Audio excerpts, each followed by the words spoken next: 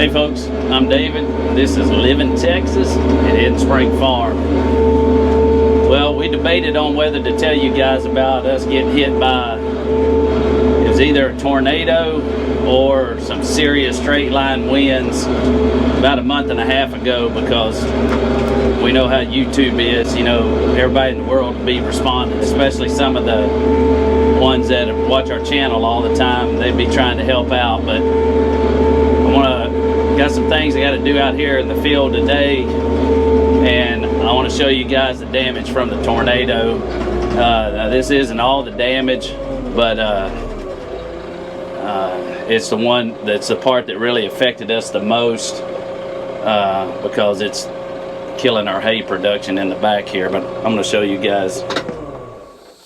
So it's been about a month and a half, maybe 2 months, and you can see we got some major trees down here in the pasture.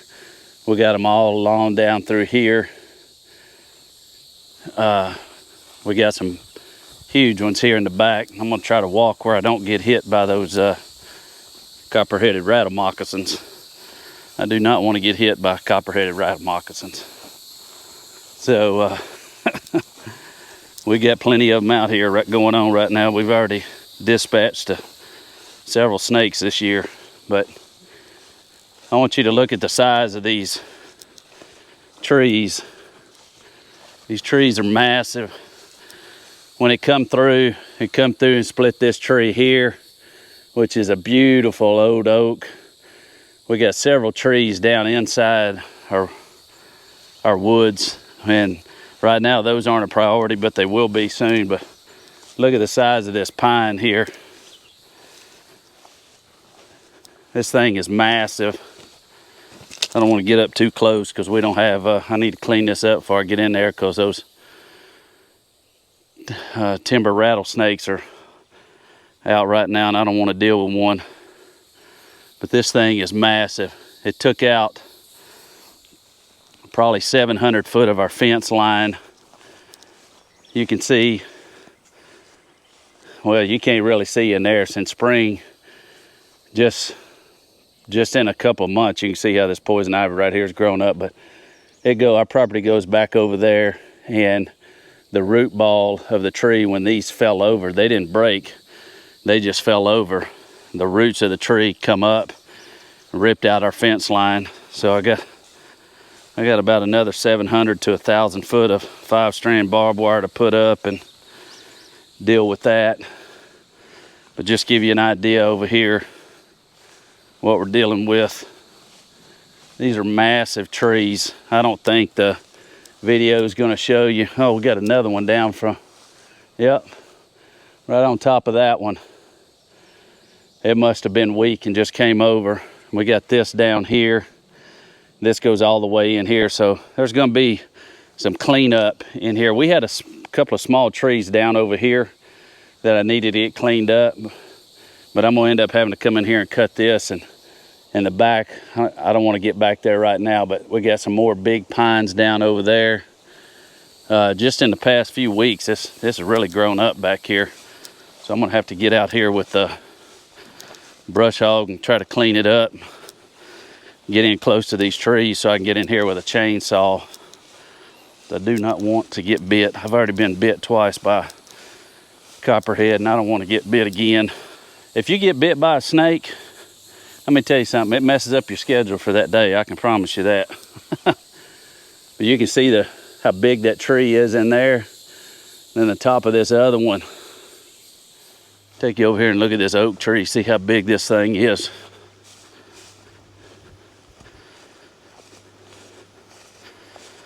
This thing is huge, folks. I mean, you can see it's got a cedar tree down next to it also, but look at the size of this oak.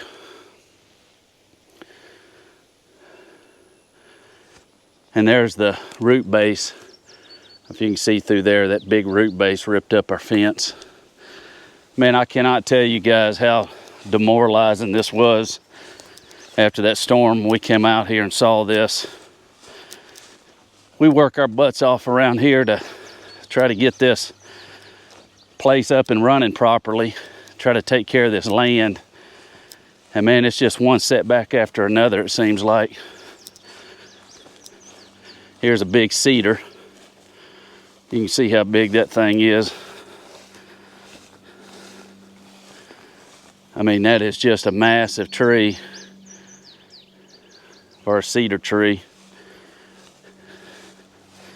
It's down. We've got a cedar down here in the pasture.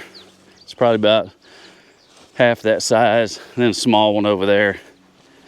I'm so thankful that we were safe that night. It was all the family had got into the middle of the hallway, and we knew something was coming. We'd been watching this tornado coming from south of us, and it was coming up, coming right at, you know, where we live. And man, we just started praying, and I knew God didn't bring us up here to let us down.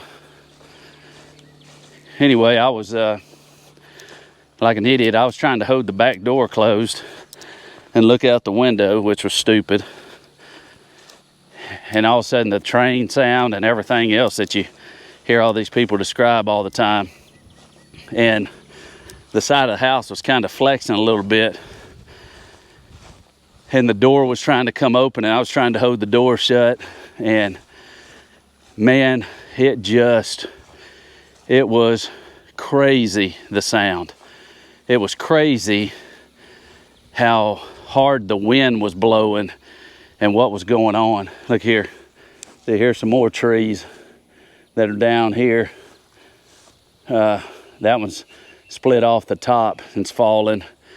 And then if I can, I'll get in the woods on the other side after I finish hauling this hay and show you we've got, I cannot tell you how many trees we got down inside the wood line. Probably, I'm gonna say 10.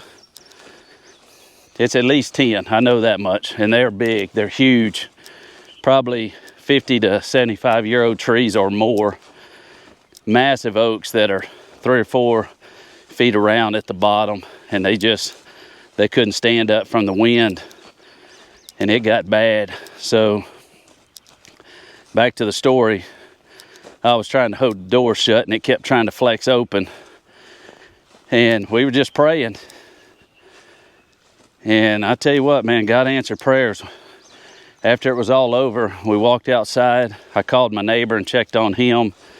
He was fine, but the winds had picked up mineral tubs and pieces of metal and pieces of wood and threw it all around our place there. And we got that cleaned up, and I thought we were pretty good. I mean, we were blessed when none of our house was damaged, our shop wasn't damaged, none of the animals were injured, none of their dwellings or covers were hurt.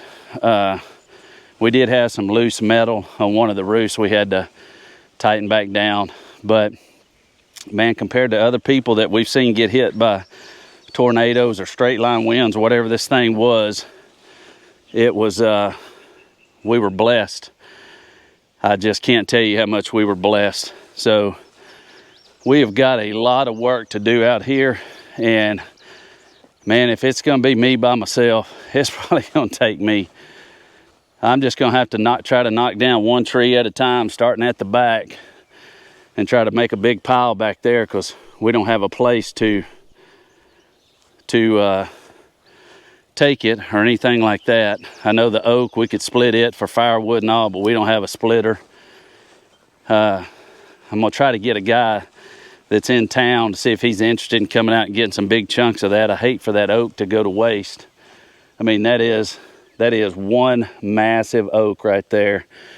And the one that's beyond this pine tree is way bigger than this one, and you can see how big that one is. So I'm gonna try to touch base with the guy so this doesn't go to waste, see if he wants it. If not, man, we're gonna pile it up, and that is gonna be snake haven, I can promise you that. But we don't have any other place to put it or anything like that. And I know there's no use for that pine other than, wood and all, but there ain't no company gonna come out here. Excuse me, guys, it is hot and I'm sweating. but didn't know company going to come out here for just that one tree. Man, we're just so thankful to God that he protected us that night, and that our main portion of the property didn't get hurt. Yeah, this is an inconvenience, and I don't want it to sound like I'm being ungrateful about anything, but this golly, man, this is gonna be some work, but we'll get it knocked out, and we're gonna have to knock it out over time. I might even wait till the winter to come out and get some of the bigger parts, you know, just cut off the ends of the trees and the limbs and all, and then worry about the bigger stuff later. I got a grapple I'll put on my tractor and pick up some of the smaller pieces and run them over there and make us a pile and get that started. But man, it's so disappointing, man. You really start getting your feet under you with fence line and building in stuff. But I tell you what, when you're starting a farm from scratch, man, oh man, it's never ending. But that's the challenge we got, and we're going to take it on. We appreciate you guys. We appreciate every view you guys give us. Thank you so much for supporting us the way you do. We'll see you next time. Y'all have a blessed day.